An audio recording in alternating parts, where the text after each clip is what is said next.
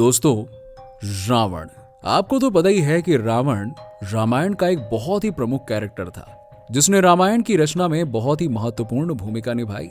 जब भी रावण का जिक्र होता है तो हम रावण को एक अहंकारी व्यक्ति, एक नासमझ असुर और स्त्रियों का भोग विलास करने वाले की नजरों से देखते हैं। लेकिन आपको जानकर हैरानी होगी कि रावण के पास कई ऐसे दसियों गुण थे जो उसे एक महान व्यक्ति भी बनाते थे। जी हाँ, आज के इस वीडियो में हम रावण के बारे में कुछ ऐसी दिलचस्प बातें बताने वाले हैं जिसे जानने के बाद आप हो सकता है कि रावण के बारे में एक बार को तो सोचने को मजबूर हो जाएं कि वो कैसा आदमी था। बाकी रामायण की कथा तो आप जानते ही हैं। चलिए इस वीडियो को शुरू करते हैं, लेकिन उससे पहले अगर आप हमारे चैनल पर नए हैं तो चैनल को सब्सक्राइब करके वो बेल आइकन जरूर दबा दीजिएगा। फैक्ट नंबर 1, दोस्तों, रावण भगवान शिव का बहुत बड़ा भक्त था। आपने रामायण में भी रावण को भगवान शिव की पूजा करते हुए देखा होगा। कहा जाता है कि एक बार रावण भगवान शिव की भक्ति में इस कदर लीन हो गया था कि उसने एक बार तो कैलाश पर्वत से भगवान शिव को श्रीलंका लाने के लिए कैलाश पर्वत को ही उठा लिया था। लेकिन भगवान शिव क्रोधित हो उठे और जैसे ही उन्होंने अपना एक पैर कैलाश पर्वत पर नीचे रखा,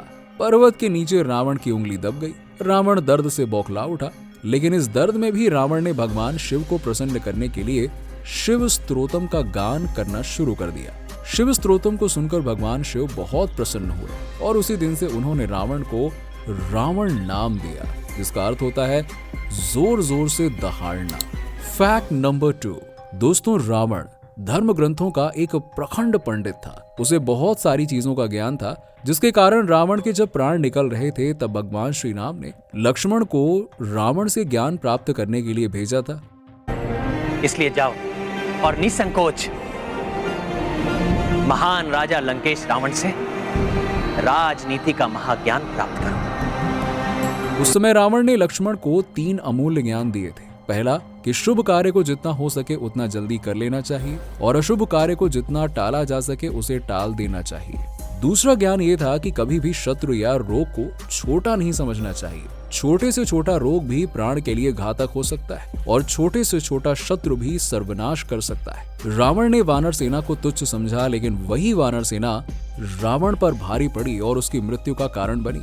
तीसरा ज्ञान रावण ने यह दिया कि कभी भी अपने राज को किसी के सामने प्रकट नहीं करना चाहिए, फिर चाहे वो कितना ही प्रिय क्यों न हो। रावण ने अपनी नाभि में अमृत कुंड का राज अपने भाई विभीषण के सामने जाहिर किया था और ये राज विभीषण ने भगवान राम को बता दिया, जिसके कारण रावण की मृत्यु हो पाई।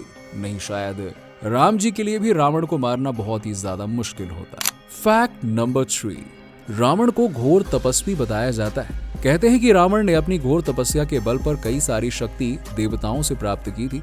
एक बार तो इसने भगवान ब्रह्मा को अपनी घोर तपस्या से प्रसन्न करके अमृत का वरदान मांग लिया था। उस समय भगवान ब्रह्मा ने रावण को वरदान दिया था कि इसका जीवन इसके नाभि में स्थित रहेगा, जिसके बाद इस राज को विभीषण ने भगवान श्री राम को बताया था। तब जाकर भगवान श्री राम रावण का वध कर पाए थे। फैक्ट नंबर 4, दोस्तों, रावण ने अपनी मायावी असुरी शक्तियां और अपनी बुद्धिमत्ता से कई देवों को हरा दिया था। यानी कि कुल मिलाकर पूरा का पूरा त्रिलोक ही रावण से कांपता था। यहाँ तक कि उसने शनिदेव और इंद्रदेव को भी बंदी बना लिया था। कहा जाता है कि सोने की लंका को भी रावण ने अपने सौतेले भाई कुबेर से हथिया लिया था। लंका हथियाने के बाद उसने अपने साम्राज्य को दक्षिण भारत के कई राज्यों तक फैला लिया था। अगर वर्तमान के साथ रावण के साम्राज्य की सीमा का हिसाब लगाया जाए तो इंडोनेशिया, मलेशिया, म्यांमार तक रावण का साम्राज्य फैला हुआ था। फैक्ट नंबर 5, रावण के पास कई पुष्पक विमान थे। ये पुष्पक विमान भगवान ब्रह्मा ने कुबेर को दिए थे और कुबेर ने रावण से जंग में इसे हथिया लिया था। यानी जैसे ही लंका हथियाई उसके बाद कुबेर के पुष्पक विमान पर भी रावण का दिल आ गया। पुष्पक विमान की खासियत ये हुआ करती थी कि ये मन की इच्छा से कहीं भी जा सकता था। इसे छोटा बड़ा भी किया जा सकता था। इसकी गति अग्नि और वायु के समान तीव्र थी। श्रीलंका के कुछ पुरातात्विक विभाग टीम के अनुसार रावण के पास 4 हवाई अड्डे भी हुआ करते थे, जिसमें से एक हवाई अड्डा लंका दहन के समय हनुमान जी ने जला दिया था। फैक्ट नंबर 6, रावण प्रखंड पंडित और बहुत ही शक्तिशाली था। कहा जाता है कि रावण के पिता एक ब्राह्मण थे और उसकी माता राक्षस कुल की थी। यही कारण था कि रावण ज्ञानी भी था और शक्तिशाली भी था। रावण के पिता का नाम विश्वश्रवा था और कहा जाता है कि कैकसी ने अशुभ समय में गर्भ धारण किया था, जिसके पश्चात कुंभकर्ण और रावण जैसे क्रूर स्वभाव वाले भयंकर राक्षस पैदा हुए।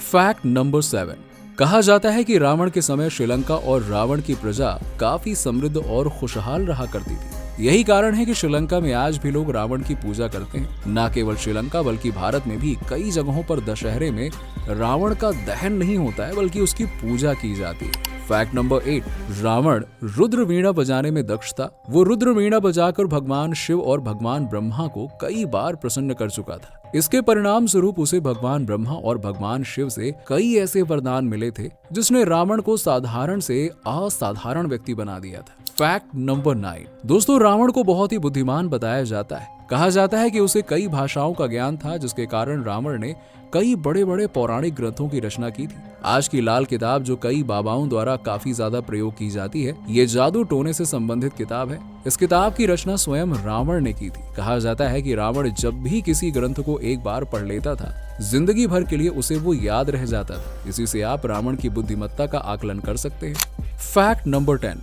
रावण को एक आज्ञाकारी भाई और एक आदर्श पति भी बताया जाता है। कहते हैं कि उसने अपनी बहन शूर्पणखा का बदला लेने के लिए माता पिता का हरण कर लिया था, जो आगे चलकर उसकी मृत्यु का कारण बनी थी। वो अपनी पत्नी की जान बचाने के लिए उस यज्ञ के बीच में उठ गया था, जिस यज्ञ से वो भगवान राम की सेना को पराजित कर सकता था। फैक्ट नंबर 11, वाल्मीकि रचित रामायण में कहीं भी यह जिक्र नहीं किया गया है कि रावण की मृत्यु के बाद उसके शरीर का क्या हुआ, लेकिन श्रीलंका के कुछ लोगों का मानना है कि रावण की मृत्यु के बाद नाग जाति के लोग उसके शव को ले गए थे। उनका मानना था कि अगर संजीवनी बूटी से लक्ष्मण जी के प्राण को दोबारा वापस लाया जा सकता है तो रावण को भी फिर से जीवित किया जा सकता है, लेकिन ऐसा संभव नहीं हो पाया।